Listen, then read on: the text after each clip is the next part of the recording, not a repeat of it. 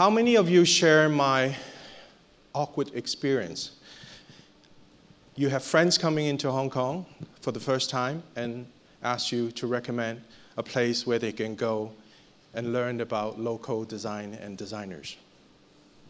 In the past, my mind always went blank. I really didn't know where to send them to because most of our space, retail space, is taken up by global brands, but not anymore. Today, I'm going to share with you the making of a new space, a space that is also conservation and social enterprise, and a space that combines the effort of our government and social enterprise, and also creating a platform which is totally non-profit. Most of us know what a conservation project is, but I just want to explain to some of you what exactly is social enterprise. According to the UK government, it's a business with social objectives whose surplus are reinvested for the purposes in the business or community, rather than being driven by the need to deliver profit to the shareholders and owners. Between a conservation project and a social enterprise, they have one thing in common. They rely heavily on funding to start and to sustain. And where did the money come from usually? Usually from the government, usually from donations, usually from running for fundraising events, auctions, selling products. But there's a problem with this business model. First of all, you never know where and when the next dollar is going to come from. And then that makes it very, very difficult for you to make any long-term planning or commitment. And also, it scares away investors. Why? Because they believe that these organizations focuses too much on social responsibility rather than being driven by the need to deliver profit to their shareholders.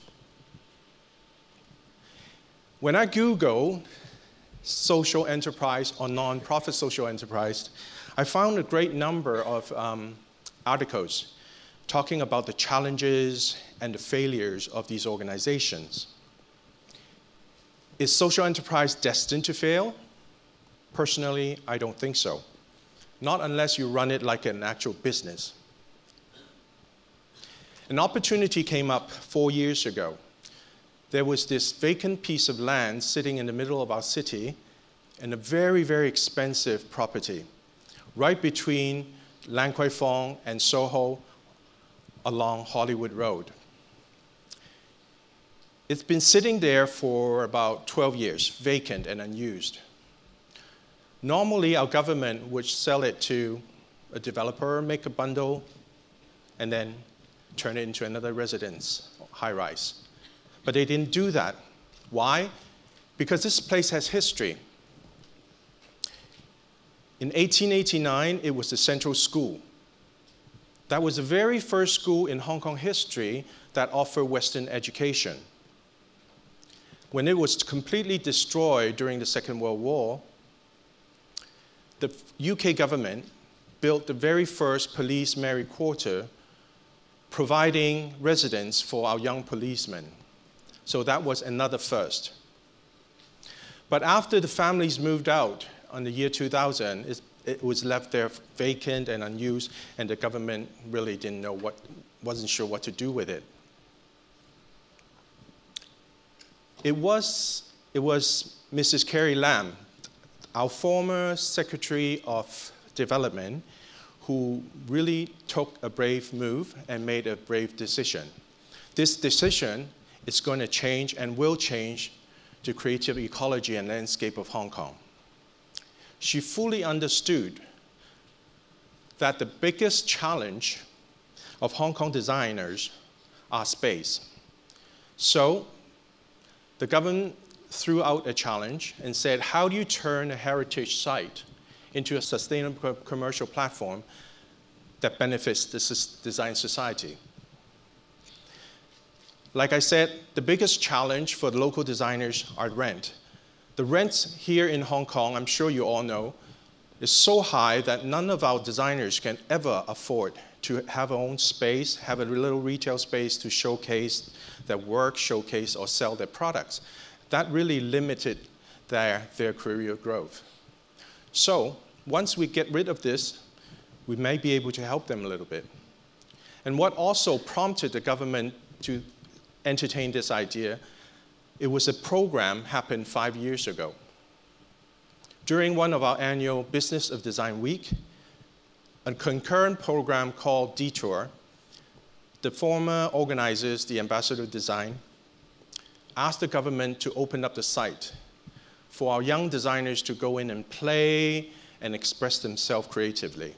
The program itself was very successful. It attracted about 40,000 visitors in 2 weeks. That was very, very successful by any standards. So what we did was, we were one of the 4 proposals that was submitted to the government. With the help of a very generous foundation called the Musketeers Foundation, we were able to put together a very, very sound proposal that was eventually accepted by the government. We proposed a proposal that is sustainable and that can help the designers and also benefit the community.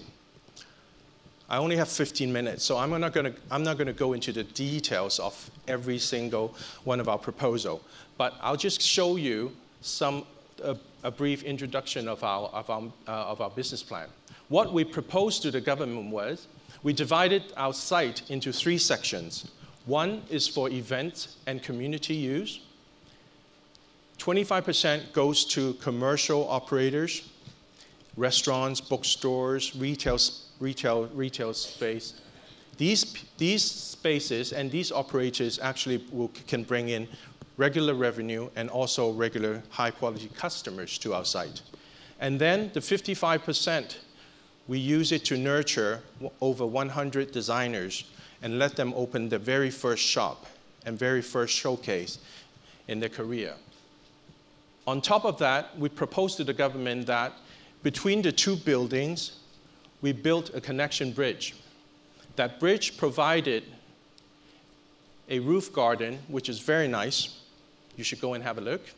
And then a 600 square meters exhibition space, and then also a glass canopy covering the center court, making it another 1,000 square meters of semi-event cover space, which can help us generate revenue. We call this program PMQ because we want people to understand where we came from. So we took the initials of the 3 names, PMQ. In PMQ, we turned it into a platform for creative entrepreneurs. We want PMQ to be a place of history. We want PMQ to be a place of learning, a place of sharing, a place of connecting and inspiring, and also a place to chill. PMQ is a place for designers, community, and general public. And we seem to be doing something right because for the first 3 months that we opened, we have 1.2 million visitors coming to our site, giving our designers excellent media exposure, giving them a chance to finally showcase their talents and their creativity and their products to the general market. We're not the only project that is doing this kind of things. Actually, if you look around, these kind of projects are popping up everywhere. We have in Singapore, we have the Gilman Barracks, and then in Taipei, they have the Songshan Creative Parks and also the Huashan Creative Parks. Both are really fabulous places if you get to go to Taiwan. You should really visit these places. And in London, there's the Cockpit Arts. And then in Stockholm, there's 100 houses. Why are all these really nice old places being converted to support the creative industry? I think because finally, all the governments realize that nurturing a creative energy and creative community would eventually benefit the community. Here's an invitation to all of you.